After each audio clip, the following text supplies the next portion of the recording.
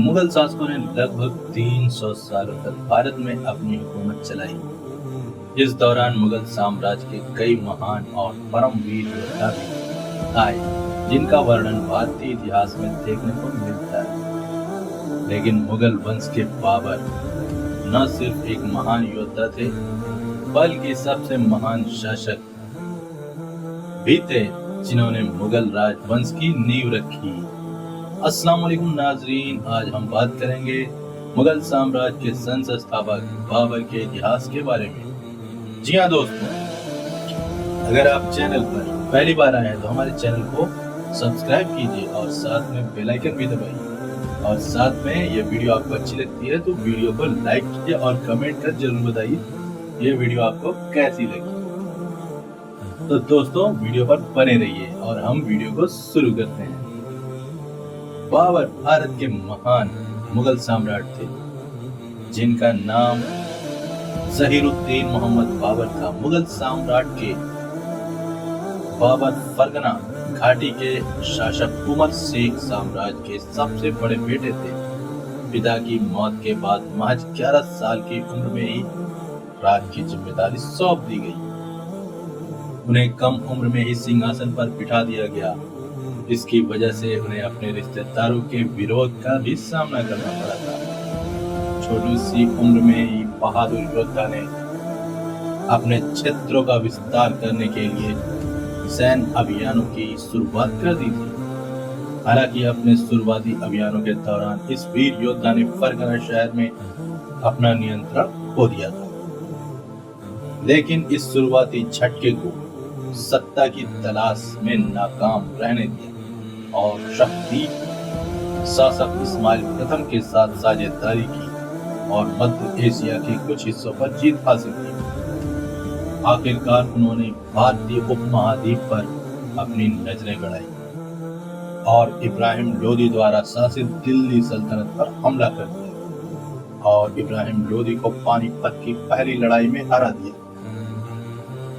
इसी के साथ भारत में मुगल साम्राज्य की शुरुआत की गई। इसके बाद उन्हें जल्द ही मेवाड़ के राणा सांगा के विरोध का सामना करना पड़ा, जिन्होंने बाबर को विदेशियों के रूप में माना और उन्हें चुनौती भी दी। बाबर ने खानवा की लड़ाई में सफलतापूर्वक राणा सांगा को हराया। एक महत्वाकांक्षी कवि होने के अलावा वह एक प्रतिभाशाली कवि और प्रकृति के प्रेमी थे। दोस्तों, आइए हम जानते हैं बाबर का बचपन और शुरुआती जीवन। मुगल सम्राट बाबर का जन्म 14 फरवरी 1483 ईस्वी को अंदीजान शहर के फरगना घाटी में ज़हीरुद्दीन मोहम्मद बाबर के रूप में हुआ था। बाबर के पिता का नाम उमर शेख मिर्जा था, जो फरगना की जागीर का मालिक था, और उसकी मां का नाम कुतुल निगार खां था। बाबर अपने पिता की तरफ से तैमूर के वंशज और अपनी माता की तरफ से चंगेज खां के वंशज थे। इस तरह जीत हासिल करना और कुशल प्रशासक बाबर के खून में ही था। मुगल बादशाह बाबर मंगोल मूल के परला जनजाति से आए थे। उनकी जनजाति के अलग अलग सदस्य भाषा, रीति रिवाज और लंबे समय से तुर्क क्षेत्रों में रहने की वजह से खुद को तुर्की मानते थे। इसलिए मुगल सम्राट ने तुर्कों से बहुत समर्थन हासिल किया और जिस साम्राज्य की उन्होंने स्थापना की वह थी तुर्की। आपको बता दें कि बाबर का परिवार चगताई कबीले के सदस्य बन गया था। उन्हें इस नाम से ही पुकारा जाता था। वो पितृपक्ष की ओर से तैमूर के 5वें वंशज और माता पक्ष की तरफ से चंगेज खां के 13वें वंशज थे। बाबर ने जिस नए साम्राज्य की स्थापना की वह तुर्की नस्ल का चगताई वंश था, जिसका नाम चंगेज खां के दूसरे बेटे के नाम पर पड़ा था। बाबर की मातृभाषा चगताई थी, जिसमें वे निपुण थे। बाबर ने बाबरनामा के नाम से चगताई भाषा में अपनी जीवन भी लिखी, लेकिन फारसी उस समय की आम बोलचाल की भाषा थी। बाबर के पिता उमर शेख मिर्जा ने फरगना की घाटी पर शासन किया था, क्योंकि उस समय तुर्कों के बीच उत्तराधिकारी का कोई निश्चित कानून नहीं था। वहीं बाबर जब महज 11 साल के ही थे तब उनके पिता उमर शेख मिर्जा दुनिया को अलविदा कह गए, जिससे छोटी सी उम्र में ही बाबर जिम्मेदारियों के बोझ तले दब गए। शुरुआती दौर जब बाबर के लिए काफी चुनौतीपूर्ण और संघर्षमय रहा, लेकिन बाद में इस मुगल साम्राज्य ने भारत के कई हिस्सों पर राज किया। आपको बता दें कि बाबर ने शुरुआती दौर में अपने पैतृक स्थान फरगना पर जीत हासिल कर ली, लेकिन वे बहुत समय पर उस पर राज नहीं कर पाए और उन्हें हार कर सामना करना पड़ा। उस समय उन्हें बेहद कठिन दौर से गुजरना पड़ा था, लेकिन इस समय मुगल सम्राट का कई सहयोगियों ने साथ नहीं छोड़ा था। वहीं कभी हार नहीं मानने वाले मुगल सम्राट ने एक ऐसा पासा फेंका कि अफगानिस्तान के शासक बन गए। दरअसल विलक्षण प्रतिभा के धनी सम्राट बाबर ने उस समय का फायदा उठा लिया जब उनके दुश्मन एक दूसरे से दुश्मनी निभा रहे थे और 1502 में अफगानिस्तान के काबुल में जीत हासिल की, जिसके बाद उन्हें बादशाह की उपाधि धारण की गई। बादशाह से पहले बाबर मिर्जा की पैतृक उपाधि धारण करता था। फौलादी इरादों वाले इस मुगल बादशाह ने उस समय अपने पैतृक स्थान फरगना और समरकंद को भी जीत लिया। आपको बता दें कि मुगल बादशाह बाबर ने 11 शादियां की थी। उनकी 11 बेगम थी, जिनके नाम आयशा सुल्तान बेगम, जैनब सुल्तान बेगम, मौसमा सुल्तान बेगम, माहम बेगम, गुलरुख बेगम, दिलदार बेगम, मुबारका यूरुफ छाई और गुलनार अगाचा था।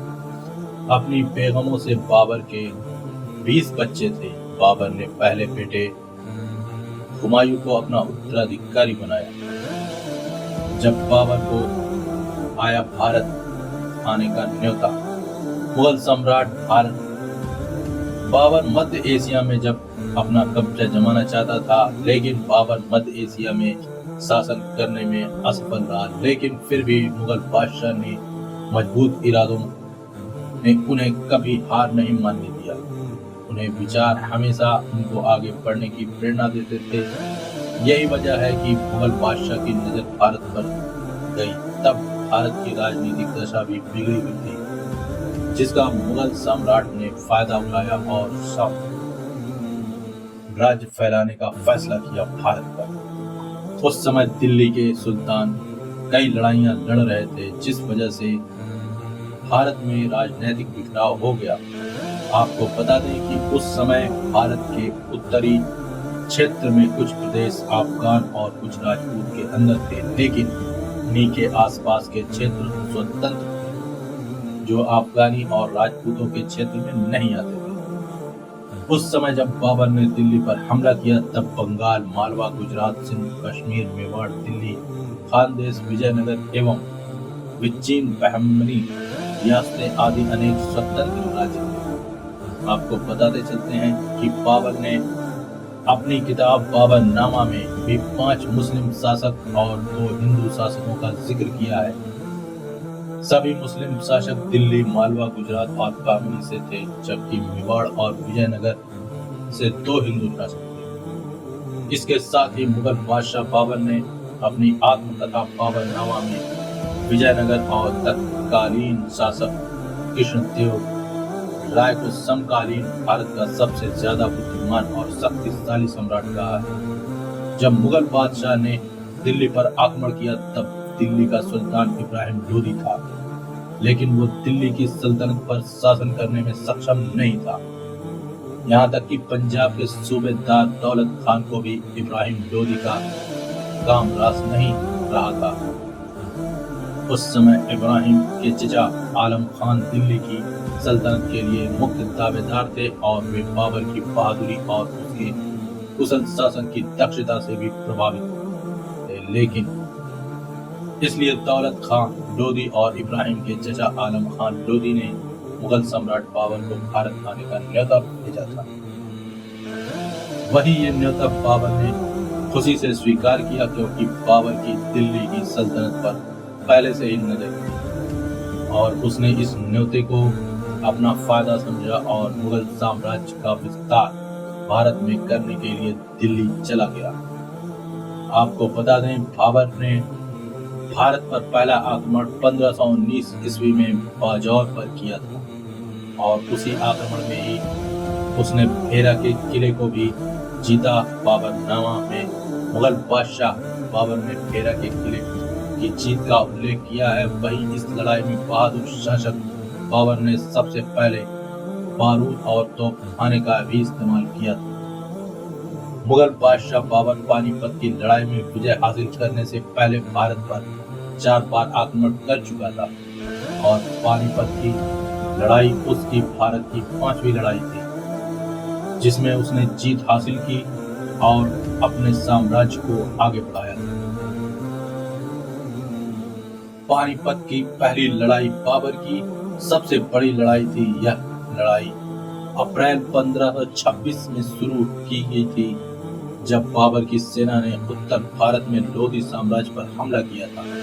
आपको बता दें कि इस लड़ाई में इब्राहिम लोदी के चचा आलम खान और पंजाब के सूबेदार ने बाबर को पानीपत की लड़ाई के लिए न्योता भेजा था। वहीं कुशल शासक बाबर ने इस लड़ाई में लड़ने से 4 बार पहले पूरी इसकी जांच की थी।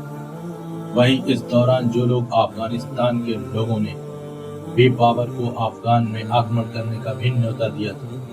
यही नहीं, मेवाड़ के राजा राणा संग्राम सिंह ने भी बाबर इब्राहिम लोदी के खिलाफ लड़ाई लड़ने के लिए कहा, क्योंकि इब्राहिम लोदी ने राणा सिंह की पुरानी रंजिश थी और वे अपनी इस रंजिश का बदला लेना चाहते थे। जिसके बाद बाबर ने पानीपत की लड़ाई लड़ने का फैसला लिया।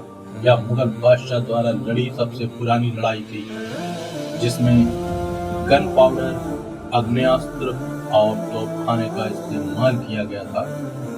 इस युद्ध में इब्राहिम लोदी ने खुद को हारता देख खुद को मार डाला, जिसके बाद बाबर ने मुगल साम्राज्य का भारत में विस्तार करने की ठानी। पानीपत की लड़ाई में जीत मुगल सम्राट की पहली जीत थी। इस जीत से उन्होंने भारत में मुगल साम्राज्य की शक्ति का प्रदर्शन किया था और ये मुगलों की भी भारतीय इतिहास में सबसे बड़ी जीत थी। खानवा की लड़ाई में भी मुगल सम्राट बाबर द्वारा लड़ी गई लड़ाइयों में से प्रमुख लड़ाई थी। बाबर ने खानवा के गांव के पास यह लड़ाई लड़ी थी। आपको बता दें कि पानीपत के युद्ध में जीत के बाद भी बाबर की भारत में मजबूत स्थिति नहीं थी। दरअसल जिस राजपूत शासक राणा शासक ने बाबर को लोदी के खिलाफ युद्ध लड़ने के लिए भारत आने के लिए न्योता दिया था, अब उन्हें ही बाबर की पानीपत में जीत और उसके भारत में रहने का फैसला खटकने लगा।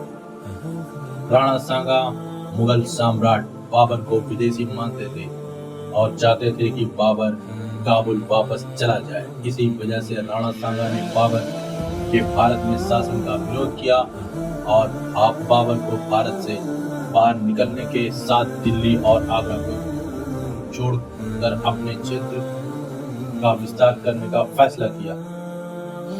हालांकि बाबर ने भी राणा सिंह को खुली चुनौती दी और राणा संग्राम सिंह की इस योजना को पूरी तरह फेल कर दिया और बाबर की सेना ने राणा सांगा की सेना को कुचल दिया।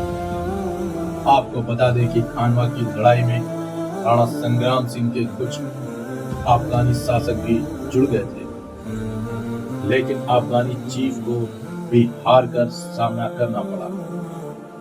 खानवा की लड़ाई 17 मार्च 1527 में लड़ी गई। इस लड़ाई में बाबर की सेना ने युद्ध में इस्तेमाल होने वाले नए उपकरणों का इस्तेमाल किया, जबकि राजपूतों ने हमेशा की तरह अपनी लड़ाई लड़ी और वे इस लड़ाई में बाबर से पूरी तरह हार गए। अफगानी शासकों के खिलाफ घाघरा की लड़ाई। राजपूत शासक राणा संग्राम सिंह को हराकर बाबर ने जीत तो हासिल कर ली, लेकिन इसके बावजूद भी भारत में मुगल शासक बाबर की स्थिति इतनी मजबूत नहीं हुई।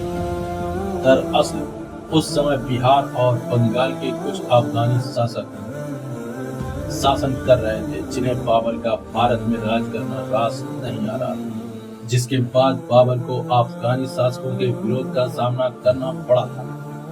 मई 1529 में बाबर ने घाघरा में सभी अफगानी शासकों को हराकर जीत की हासिल की।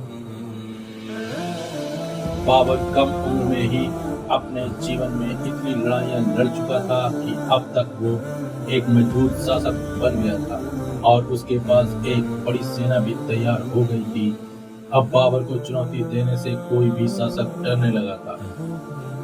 इस तरह से भारत में तेजी से मुगल साम्राज्य का विस्तार किया और भारत में जमकर लूटपाट की। इतिहास के पन्नों पर बाबर की वीरता के साथ उसे ये क्रूरता के भी कई उदाहरण हैं। दरअसल बाबर अपने फायदे के लिए नरसंहार करने से भी नहीं हिचकिचाता था। बाबर पूजा पाठ में यकीन नहीं करता था।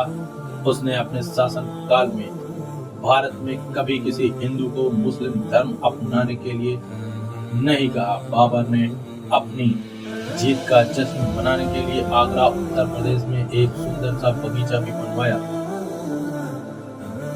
मुगल साम्राज्य की स्थापना। बाबर अब भारत में तेजी से मुगल साम्राज्य का विस्तार कर रहा था और अब तक बाबर का शासन गांधार से बंगाल की सीमा के साथ राजपूत रेगिस्तान और रणथंभौर, ग्वालियर और चंदेरी के किले समेत दक्षिणी सीमा के अंदर सुरक्षित हो चुका है।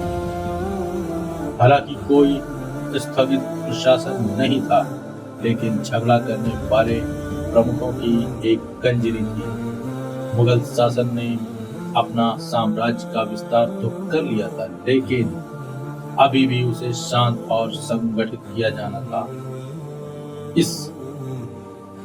यह एक अनिश्चित विरासत थी जिसे बाबर की मौत के बाद उसके बड़े बेटे हुमायूं को सौंप दी गई। मुगल बादशाह बाबर ने अपने आखिरी समय में लगभग भारत के ज्यादातर इलाकों में मुगल साम्राज्य का विस्तार कर दिया था। बाबर ने पंजाब, दिल्ली और बिहार जीत लिया था। बाबर ने अपनी मौत से पहले अपनी आत्मकथा बाबरनामा लिखी थी, जिसमें उसमें अपनी बहादुरी के सभी छोटी बड़ी बातों का जिक्र किया था। इसके साथ ही बाबरनामे में मुगल शासक के जीवन की सभी लड़ाइयों का भी उल्लेख किया गया है। 1530 में बाबर की मौत बीमारी की वजह से हो गई थी। बाबर का अंतिम संस्कार अफगानिस्तान में जाकर हुआ था। बाबर की मौत के बाद उसके बड़े बेटे हुमायूं को मुगल साम्राज्य का उत्तराधिकारी बनाया गया और उन्होंने दिल्ली की सल्तनत पर राज किया। बाबर को मुगल साम्राज्य का संस्थापक माना जाता है। भले ही वो एक शक्तिशाली शासक, साहसी, कुशल, भाग्यशाली होने के साथ मुगल साम्राज्य का निर्माता था, बाबर एक प्रतिभाशाली तुर्की कवि भी था जो प्रकृति से बेहद प्रेम करता था, जिसने अपनी जीत का जश्न मनाने के लिए बगीचों का भी निर्माण करवाया। इसके साथ ही बाबर ने अपनी आत्मकथा बाबरनामा भी लिखी, जिसका तुर्की से फारसी में अनुवाद 1589 में अकबर के शासन काल में किया गया था। मुगल बादशाह बाबर को उज्बेकिस्तान का राष्ट्रीय नायक भी कहा जाता है और उनकी कई कविताएं उनके लोकप्रिय उज्बेक लोकगीत बन गए। अक्टूबर 2005 में पाकिस्तान ने उनके सम्मान में उनके नाम से बाबर क्रूज मिसाइल विकसित की थी। 1526 में बाबर का भारत पर पूर्ण रूप से आधिपत्य स्थापित हो गया था, जिसमें 1526 को पानीपत के प्रथम युद्ध में इब्राहिम लोदी को बाबर द्वारा करारी हार का सामना करना पड़ा। इस विजय के बाद पानीपत में बाबर ने एक मस्जिद का निर्माण किया था, जिसे बाबर के पानीपत विजय के प्रतीक के रूप में माना जाता है, जिसे पानीपत मस्जिद के नाम से जाना जाता है। अपने सैन्य के प्रमुख सेनापति मीर बांकी के निगरानी में बाबर ने उत्तर प्रदेश के अयोध्या शहर में रामकोट यानी राम मंदिर के जगह पर एक मस्जिद बनाई थी, जो बाबरी मस्जिद के नाम से प्रसिद्ध हुई। हालांकि इन दोनों वास्तुओं के अतिरिक्त बाबर के काल में जामा मस्जिद, काबुली बाग मस्जिद, इसके अलावा अन्य कुछ भी स्मारक के निर्माण की जानकारी उपलब्ध नहीं है। मुगल बादशाह बाबर के बारे में अधिकतर पूछे गए सवाल: बाबर ने भारत पर कुल कितने बार आक्रमण किया था? जवाब: 5 बार। भारत में बाबर कब आया था? जवाब: 1519 से लेकर 1526 तक कुल 5 बार बाबर ने भारत पर आक्रमण किया था, पर वो 1526 में भारत में अपनी सत्ता स्थापित करने में सफल हुआ। इस तरह 1526 में बाबर भारत में पहली बार आया। बाबर का मकबरा कहाँ स्थित है? वैसे तो बाबर को भारत में आगरा शहर में दफनाया गया था, पर उसकी अंतिम इच्छा थी कि उसे काबुल में दफनाया जाए। इसलिए उसे पुनः अफगानिस्तान के काबुल शहर में दफनाया गया, जहां उसका मकबरा मौजूद है। तो दोस्तों, यह वीडियो आपको कैसी लगी कमेंट कर जरूर बताइए, और मुसलमानों का इतिहास जानने के लिए हमारे चैनल को सब्सक्राइब कीजिए और साथ में बेल आइकन भी दबाइए, जिससे हमारी आने वाली वीडियो आप तक आसानी से पहुंच सके। जी हाँ दोस्तों, अपने इतिहास को याद करें और पहचानें। हमारे इतिहास को मिटाया जा रहा है इतिहास के पन्नों से। दोस्तों, मिलते हैं अगली वीडियो में। तब तक के लिए खुदा हाफिज। अल्लाह आप सबका हामी और नासिर।